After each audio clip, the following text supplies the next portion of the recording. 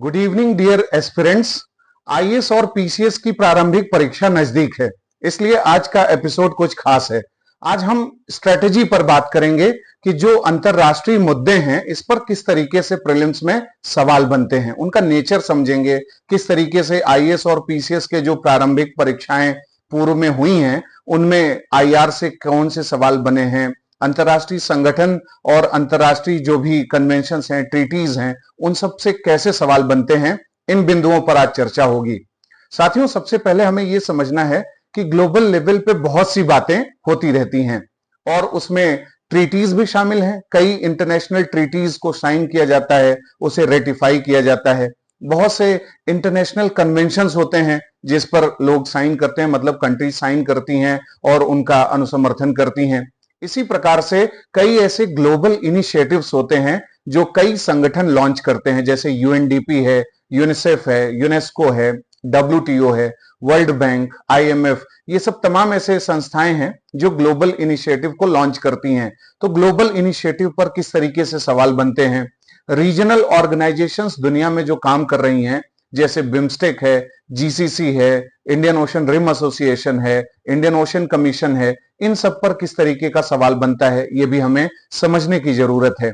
साथियों, इसके साथ ही जो इंटरनेशनल पार्टनरशिप है, कोई ऐसा एजेंडा है किसी देश में जो डेवलपमेंटल एजेंडा है, जो बहुत ज्यादा न्यूज में हो, उस पर कैसे सवाल बन सकता है, ये सब बिंदुओं पर हम लोग चर्चा करेंगे और इसके बारे में उदाहरण के साथ चीजों को देखेंगे।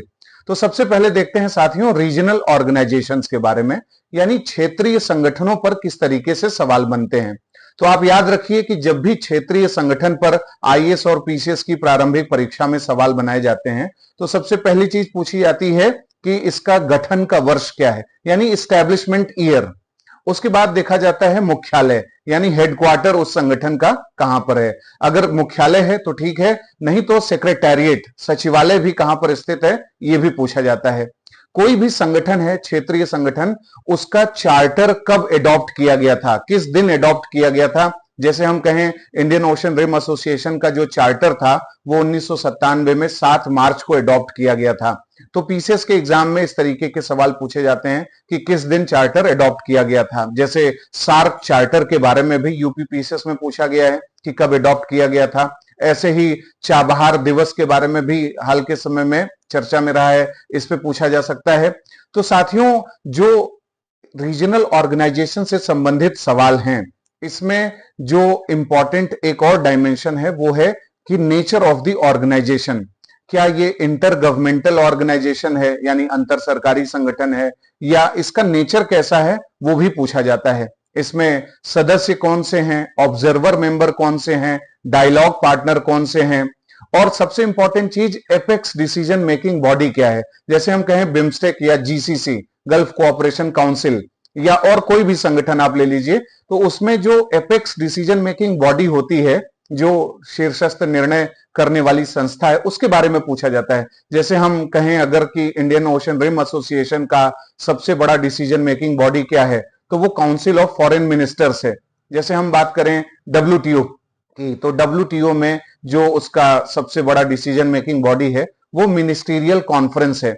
इसी तरीके से पूछा जाता है कि क्या इन संगठनों के बीच में, यानी जो रीजनल ऑर्गेनाइजेशंस हैं और उनके जो सदस्य हैं, उनके बीच में आपस में एफटीए हुआ है, फ्री ट्रेड एग्रीमेंट हुआ है, या कोई सिक्योरिटी अलायंस बनाया गया है। क्या उन्होंने कोई कॉमन करेंसी या कॉमन मार्केट या कोई कम्युनिटी, इकोनॉमिक कम्युनिटी लॉन्च करी हो, इसके बारे में पूछा जाता है। और जो इनिशिएटिव रीजनल ऑर्गेनाइजेशंस के द्वारा लिए जाते हैं वो सब पूछे जाते हैं। अब साथियों, एग्जाम्पल के आधार पर थोड़ा समझने की कोशिश करते हैं, जो इस बार बहुत महत्वपूर्ण रहेगा, आईएएस और पीसीएस में पूछा जा सकता है। सबसे पहले हम देखते हैं बिम्स्टेक के बारे में। तो बिम्स्टेक अभी सुर्खियों में है क्योंकि नेपाल जो है, नेपाल का जो लोअर हाउस है उसने ये अप्रूव किया है, मंजूरी दी है कि जो बिम्स्टेक का चार्टर है उसे रेटिफाई किया जाएगा। और नेपाल ऐसा सदस्य है बिम्स्टेक का जो 2004 में सदस्य बना था और इस समय काफी बेहतर तरीके से कार्यवाही करने की दिशा में बढ़ रहा है। और अब बिम्स्टेक जब न्यूज में आ जाता है, और इसके साथ साथ जो बिम्स्टेक एक्वाटिक चैंपियनशिप नई दिल्ली में हुआ है वो भी चर्चा में था, तो बिम्स्टेक जब अगर न्यूज में आ गया तो उससे रिलेटेड क्या सवाल बन सकते हैं वो हम देखते हैं। तो बिम्स्टेक का गठन कब हुआ? तो 1997 में हुआ। किस डिक्लेरेशन के माध्यम से हुआ? तो बैंकॉक डिक्लेरेशन के माध्यम से हुआ। इसमें सदस्य कौन कौन से हैं? तो भारत, बांग्लादेश, भूटान, नेपाल, जो श्रीलंका है, म्यांमार है, थाईलैंड है, ये सब इसमें सदस्य देश हैं। और अगर हम इसमें वर्ल्ड ट्रेड और जो ग्लोबल जीडीपी है उसमें बिम्स्टेक का शेयर कितना है? तो वो लगभग 4% है। ये भी एक महत्वपूर्ण तथ्य है। ग्लोबल पॉपुलेशन का कितना परसेंट है बिम्स्टेक या बिम्स्टेक सदस्य देशों में कितना परसेंट जो है ग्लोबल पॉपुलेशन का रहता है? तो 1.5 बिलियन लोग, लगभग 22% जो ग्लोबल पॉपुलेशन है वो इस एरिया में रहता है। अगर हम इसके कंबाइंड जीडीपी की बात करें तो वो लगभग $4 ट्रिलियन है, और ये सब जो है उसके ऑफिशियल वेबसाइट पर भी लिखा गया है। इसी प्रकार से बिम्स्टेक के बारे में ये पूछा जा सकता है कि हाल के समय में जो सेक्रेटरी जनरल है बिम्स्टेक का, उसने बिम्स्टेक का जो एफटीए है, फ्री ट्रेड एग्रीमेंट, उसे जल्द से जल्द रेटिफाई करने की बात कही है। बिम्स्टेक का एनर्जी सेंटर इंडिया में खोला गया है। इसी तरीके से जो टेक्नोलॉजी ट्रांसफर फैसिलिटी है उसका गठन किया गया है। बिम्स्टेक के बारे में आपसे जो समिट्स हुए हैं उन समिट्स के बारे में पूछा जा सकता है। पहले तो आप ये जानिए कि बिम्स्टेक समिट जो है is the highest decision making body of BIMSTEC, और बिम्स्टेक का 2004 से जब समिट हुआ तो अभी जो 5वां समिट हुआ है वो कोलंबो में हुआ वर्चुअल मोड में 2022 में। अब जो है आगे किया जाएगा। तो बिम्स्टेक का अभी जो चेयरपर्सन है, चेयरमैन है, वो श्रीलंका ही है। ये सवाल भी आपको जानना जरूरी है। अब हम दूसरा अगर संगठन देखें, जीसीसी, गल्फ कोऑपरेशन काउंसिल, इससे किस तरीके से सवाल बन सकता है, तो थोड़ा इसके नेचर को समझते हैं। तो कुछ ऐसे कारण हैं, कुछ ऐसे न्यूज हैं जिसके चलते गल्फ कोऑपरेशन काउंसिल, जो खाड़ी सहयोग परिषद है, वो चर्चा में है। तो सबसे पहली चर्चा का विषय यह है कि जीसीसी ने साउथ कोरिया के साथ एफटीए साइन किया है अभी वर्तमान में, और ये न्यूज में है। और 2022 की अगर बात करें तो 2022 में पाकिस्तान के साथ भी जीसीसी ने फ्री ट्रेड एग्रीमेंट किया है। और जीसीसी का जो 44वां सुप्रीम काउंसिल की मीटिंग हुई वो कतर के दोहा में हुई। वहां पर एक रीजनल सिक्योरिटी विजन जो है इसने लॉन्च किया, और उसमें बोला गया है कि जो नॉन प्रोलिफरेशन है, यानी न्यूक्लियर मामलों में अप्रसार किया जाएगा, लेकिन इसके साथ साथ जो नाभिकीय क्षमता है, सिविल न्यूक्लियर पावर है, उसको अटेन करने की कोशिश सऊदी अरब और यूएई करेंगे, और उस क्षेत्र को सुरक्षित करने की कोशिश करेंगे। यानी आज रिन्यूएबल एनर्जी, न्यूक्लियर एनर्जी की दिशा में जीसीसी के देश काम कर रहे हैं, उस पर वार्ता कर रहे हैं। इसी प्रकार से जो ये समिट हुआ जीसीसी का, उसमें एक शेंजन एग्रीमेंट जो यूरोप में हुआ है उसी पैटर्न पर बात की गई है। यानी कि शेंजन एग्रीमेंट पहले हम थोड़ा सा समझ लें, फिर इसको समझना आसान हो जाएगा। 1980 के दशक में पूरे यूरोप को एक बॉर्डरलेस यूरोप बनाने के लिए वीजा, पासपोर्ट की जो जरूरतें हैं, इमिग्रेशन और एमिग्रेशन से रिलेटेड जो नियम, कायदे, कानून होते हैं, उनको खत्म कर दिया जाए और मुक्त आवाजाही वस्तुओं की, सेवाओं की, नागरिकों की, ये सब होने लगे। इसके लिए ईयू में वार्ता की गई थी और उसे शेंजन एग्रीमेंट नाम दिया गया था। तो अब जीसीसी के जो सदस्य देश हैं वो भी एक शेंजन एग्रीमेंट कर रहे हैं, एक यूनिफाइड टूरिस्ट वीजा की बात कर रहे हैं, और ये ऑप्शन में बनाया जा सकता है। तो इन सब संदर्भों में हमें जीसीसी के बारे में पढ़ना है। 2016 में आईएएस में जीसीसी पर सवाल पूछा गया था कि जीसीसी में कौन सा सदस्य नहीं है। जीसीसी कब बना था अगर हम बात करें तो 1981 में बना था। इसका हेडक्वार्टर रियाद में है। Saudi Arab, UAE, Bahrain, Qatar, Oman, Kuwait, ये सब इसके सदस्य देश हैं। जीसीसी के बीच में एक एफटीए की भी बात हो चुकी है, और जीसीसी अपने रीजनल एक सिक्योरिटी अलायंस के रूप में भी कार्यवाही करता है।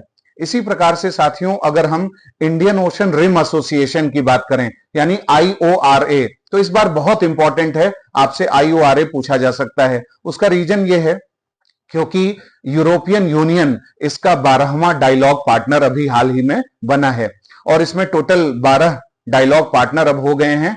और अगर हम सदस्यों की बात करें तो 23 सदस्य देश इसमें फुल मेंबर के रूप में हैं, और इंडियन ओशन रिम एसोसिएशन की बैठक भी आयोजित की जा चुकी है, और इसमें जो फॉरेन मिनिस्टर्स का काउंसिल है उस पर भी कई प्रकार की चर्चाएं इंडियन ओशन की सिक्योरिटी के बारे में हो चुकी हैं। साथियों, इंडियन ओशन रिम एसोसिएशन की अगर हम स्ट्रक्चर, फंक्शन और उसके नेचर पर चर्चा करें तो हमें ये समझना है कि 1995 में नेल्सन मंडेला ने यह विचार दिया था। नई दिल्ली की यात्रा कर रहे थे वो, अचानक से उनके दिमाग में एक विचार आया कि इंडियन ओशन रीजन में रीजनल कोऑपरेशन के लिए एक संगठन होना चाहिए। तो उन्होंने इसका प्रस्ताव किया और उसके बाद जो है इंडियन ओशन रिम एसोसिएशन का गठन 1997 में किया गया और मॉरिशस में इसका सेक्रेटेरिएट है। 23 सदस्य देश हैं इसमें, जो हिंद महासागर के लिटोरल कंट्रीज यानी जो तटीय देश हैं वही इसके सदस्य हैं। और इसके हम डायलॉग पार्टनर की बात करें तो डायलॉग पार्टनर में इसमें चाइना है, अमेरिका है, जापान है, टर्की है, साउथ कोरिया है, ये सब इसमें शामिल हैं। फ्रांस भी इसका डायलॉग पार्टनर था, लेकिन फ्रांस को बाद में पूर्ण सदस्य का दर्जा दे दिया गया। अगर हम देखें कि इसका एपेक्स डिसीजन मेकिंग बॉडी क्या है, तो वो है काउंसिल ऑफ फॉरेन मिनिस्टर्स। और अगर इसके अलग अलग जो ऑब्जेक्टिव्स हैं उसकी बात करें तो इंडियन ओशन जो रीजन है इसका मिलिटराइजेशन कैसे रुके, ब्लू इकोनॉमी का प्रमोशन कैसे होगा, इंडियन ओशन रीजन में जेंडर जस्टिस और जेंडर एम्पावरमेंट को कैसे मजबूती मिलेगी, किस तरीके से यहाँ पर जो नेवल बेसिस बनाए जाते हैं और अन्य प्रकार की ऐसी कार्यवाही के जरिए इंडियन ओशन की जो सस्टेनेबिलिटी है उसको ब्रेक करने की कोशिश की जाती है। इन सब मुद्दों को इंडियन ओशन रिम एसोसिएशन में उठाया जाता है। नार्को टेररिज्म जो हिंद महासागर के क्षेत्र में बढ़ रहा है, आईएसआईएस की जो आइडियोलॉजी बढ़ रही है इंडियन ओशन कंट्रीज में, उससे कैसे निपटा जाए, और अन्य प्रकार की जितनी ट्रैफिकिंग और स्मगलिंग की चीजें हैं उन सबको ये एड्रेस करता है। तो साथियों, इंडियन ओशन के रीजन में जो ट्रेड है, कॉमर्स है, बिजनेस है, इन्वेस्टमेंट है, इन सब का प्रमोशन कैसे होगा, ये संगठन इस पर चर्चा करता है।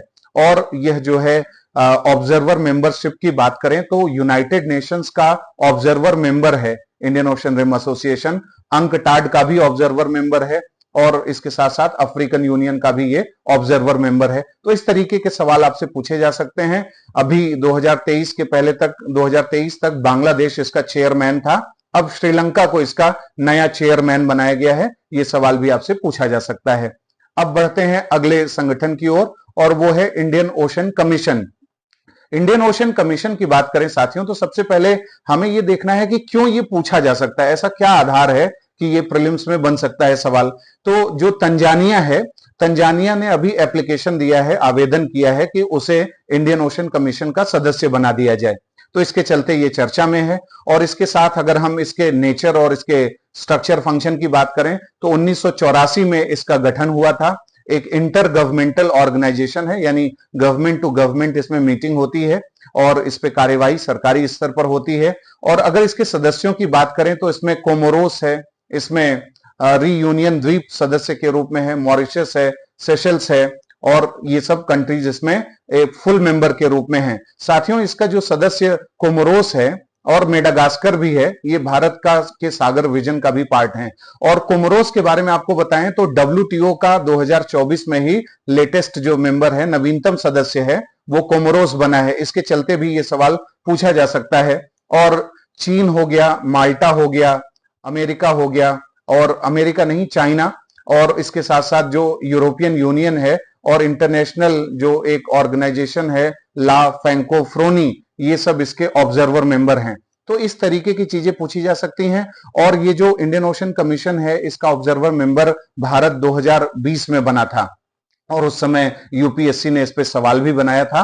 और इसके साथ साथ साथियों एक इंपॉर्टेंट इसमें डायमेंशन ये भी है कि ये जो वेस्टर्न इंडियन ओशन है, इस रीजन को ये बहुत इसके इंटरेस्ट को प्रोटेक्ट करने की बात करता है। और खासकर जो साउथ ईस्टर्न अफ्रीका रीजन है उसका इंडियन ओशन से कैसे कनेक्शन हो, मोजाम्बिक चैनल में जिस तरीके से प्राकृतिक संसाधन है उन सबको कैसे कैटर किया जाए, इन सब मुद्दों पर इंडियन ओशन कमीशन बात करता है। अगर इलीगल फिशिंग है, अनरिपोर्टेड फिशिंग है, अनरेगुलेटेड फिशिंग जिसे हम आईयूयू फिशिंग कहते हैं, ये सब चीजें इंडियन ओशन में जब होती हैं या वहां पर रिसोर्स को एक्सप्लॉइट बहुत बड़े लेवल पर किया जाता है, तब भी इंडियन ओशन कमीशन अपनी बातें रखता है। इसके बाद साथियों अगले संगठन और ऑर्गेनाइजेशन के रूप में देखें तो IONS आपसे पूछा जा सकता है, यानी इंडियन ओशन नेवल सिंपोजियम। क्यों पूछा जा सकता है, पहले इसको देखते हैं। इसका जो 9वां समिट है, जो कॉन्फ्रेंस है, वो थाईलैंड में बैंकॉक में हुआ दिसंबर 2023 में। और इंडियन ओशन जो नेवल सिंपोजियम है ये 2008 से इसकी शुरुआत हुई थी। पहला जो इनॉग्रल इसका समिट हुआ था वो हुआ था नई दिल्ली में और भारत ने ही ये विचार दिया था मजबूती से कि इंडियन ओशन एक नेवल सिंपोजियम बने और इसमें 25 सदस्य देश हैं, यानी इंडियन ओशन के जो नेवीज हैं उसके चीफ इसके सदस्य हैं और वो नेवल सहयोग के मुद्दों पर चर्चा करते हैं। और इसमें डायलॉग, इसमें जो ऑब्जर्वर मेंबर की अगर हम बात करें तो इसमें कुल 9 ऑब्जर्वर मेंबर हैं। साथियों ये इसलिए अभी न्यूज में है क्योंकि साउथ कोरिया यानी जो रिपब्लिक ऑफ कोरिया है उसको इसका लेटेस्ट जो है ऑब्जर्वर बनाया गया है, पर्यवेक्षक सदस्य बनाया गया है।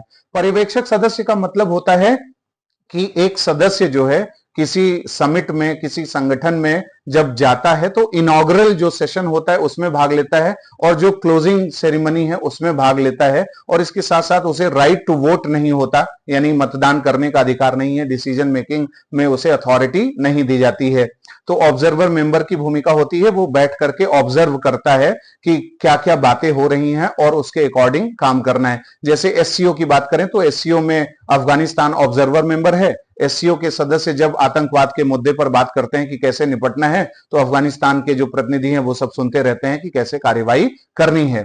तो साथियों ये इंपॉर्टेंट ऑर्गेनाइजेशंस हैं, ऐसे ढेर सारे ऑर्गेनाइजेशंस इस समय न्यूज में है। आगे के एपिसोड में हम आपको लगातार बताते रहेंगे कि कौन कौन से ऐसे संगठन हैं जो इस बार आईएएस और पीसीएस दोनों के प्रीलिम्स एग्जाम में पूछे जा सकते हैं। जैसे L69 इस बार बहुत इंपॉर्टेंट है। Asia, Africa, Latin America, Caribbean जो देश हैं इसके करीब 42 सदस्य देशों को मिलाकर के L69 संगठन बना है और ये यूनाइटेड नेशंस की रिफॉर्म के लिए लगातार बात कर रहा है, इसके चलते ये चर्चा में है। इसी प्रकार से V20 क्या है, इस पे आगे के एपिसोड में हम लोग बात करेंगे कि कैसे वल्नरेबल 20 जो दुनिया के 20 ऐसे देश हैं जिन पर क्लाइमेट चेंज और ग्लोबल वार्मिंग का खतरा सबसे ज्यादा मंडरा रहा है, उनके बारे में भी चर्चा करनी आवश्यक है क्योंकि वो अभी सुर्खियों में रहे हैं। इसी प्रकार से मेकांग गंगा कोऑपरेशन की मीटिंग पिछले साल जो है थाईलैंड में हुई, बैंकॉक में हुई, उसमें हमारे विदेश मंत्री ने भाग लिया। मेकांग गंगा इनिशिएटिव कब शुरू हुआ, किस प्रकार का ये रीजनल इनिशिएटिव है, इसमें भारत के अलावा कौन से 5 सदस्य देश हैं और किस ऑब्जेक्टिव के साथ मेकांग गंगा कोऑपरेशन काम करता है, ये भी हमें समझने की जरूरत है। साथियों इस बार बेसिक ग्रुपिंग भी इंपॉर्टेंट है, यानी Brazil, China, south Africa, Russia, ये सब जो कंट्रीज हैं इसके जो पर्यावरण मंत्री हैं वो किस तरीके से क्लाइमेट चेंज के मुद्दों पर चर्चा करते हैं, ये भी हमें समझना है। तो आगे अभी और भी रीजनल ऑर्गेनाइजेशंस और इंटरनेशनल ऑर्गेनाइजेशंस पर हम लोग चर्चा करेंगे। आपको ये एपिसोड पसंद आया हो और सार्थक लगा हो तो अपने साथियों के साथ इसे साझा करें, इस चैनल को सब्सक्राइब करें और इसके साथ साथ अपने जो सुझाव हैं, आप कोई ऐसा संगठन बता सकते हैं जिसे कवर किया जाए इंक्लूसिव वे में और हम लोग ज्यादा से ज्यादा कवरेज इसका कर सकें, आउटकम बेस्ड इसको बना सकें सेशंस को, और आप लोगों को प्रश्न मिले जब भी आप एग्जाम दें, इसके लिए हम तत्पर रहेंगे। धन्यवाद। अगले एपिसोड में जल्द ही मिलेंगे।